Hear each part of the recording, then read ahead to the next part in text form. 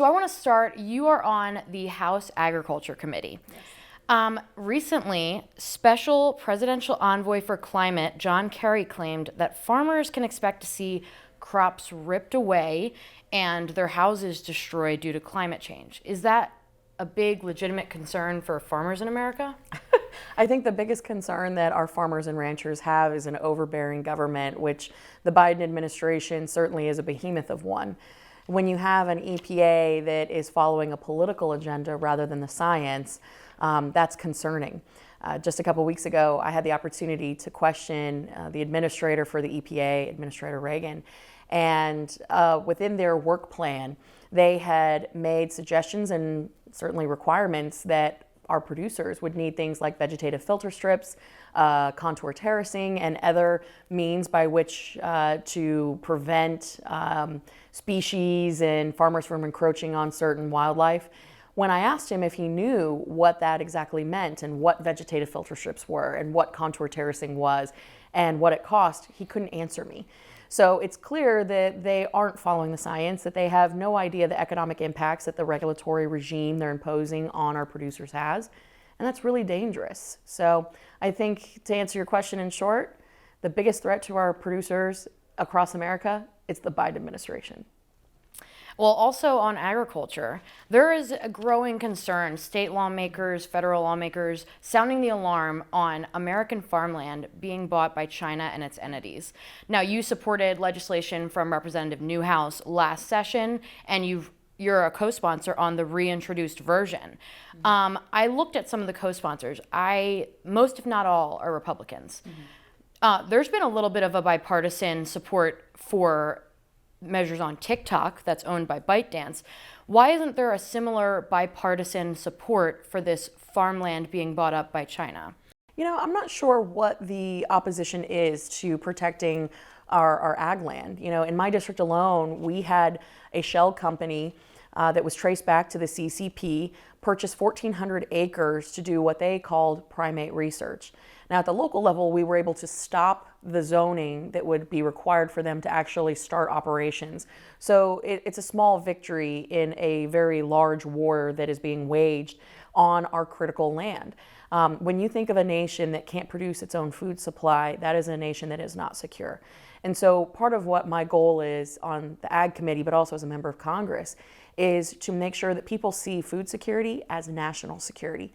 And then with the topic of China buying up farmland, I think it's absolutely ludicrous that we haven't recognized that the CCP is no friend of ours. And whether it's through the Thousand Talents programs, the Confucius Institutes, or actually buying up critical industries or our farmland, they are waging war on the everyday Americans, and it's time that the government woke up. You're also a part of the House Committee on Energy and Commerce. Yeah. Now, the Biden administration is making a large concerted effort to push America towards electric vehicles. They've said that they want at least 50% of all new cars and light trucks by 2030 to be zero-emission vehicles. And a new regulation, you already mentioned the EPA, announced by the EPA, would enact the strictest tailpipe emissions ever for new vehicles. What do you make of this push towards electric vehicles from the administration? Well, one more time, the administration cares more about a political agenda than they do the science. The United States has been reducing carbon emissions for years, but yet they still want to do business with countries like China, which are major emitters of carbon emissions. And they are still, in many respects, being classified as a developing nation and are treated as such. So that's a problem in many ways. Not only is the technology that is required to produce these EVs incredibly dirty. Think about the EVs that we have on the market and that are out in the streets today deployed. We would need 300 mines in order to keep up with the maintenance of the vehicles that we have on the streets today, the electric vehicles. We certainly don't have the grid capacity in order to sustain electric vehicle growth in the market. And when you look at the sales just last year, we're talking less than 6% of total vehicle sales were for electric vehicles. In a state like Florida, where we have frequent hurricanes, we saw the problems that persisted from the electric vehicles that we're trying to evacuate. When immersed in water, the salt water caused batteries to explode. As people were trying to evacuate north, there weren't enough charging stations, one. Two, they were shut down when there was flooding occurring.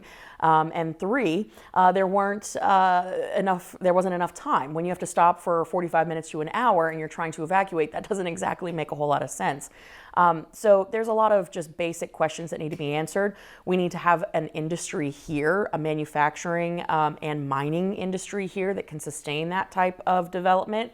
And so I think the Biden administration is very much putting the cart before the horse and failing to recognize the carbon miles that go into a lithium battery by itself. If they're serious about a clean, safe environment, they would be looking at an all-of-the-above approach when it came to our vehicle companies and production. But instead, again, they're 100% chasing a political narrative. So you don't think it's quite as clean as they're advertising? Oh, I know it to be true. I had a major manufacturer of vehicles in my office today, and they said, while we appreciate the emphasis on electric vehicles, we need to be clear that we are not ready to produce at this level. The materials aren't there, the supply chain isn't there, and this is just not feasible.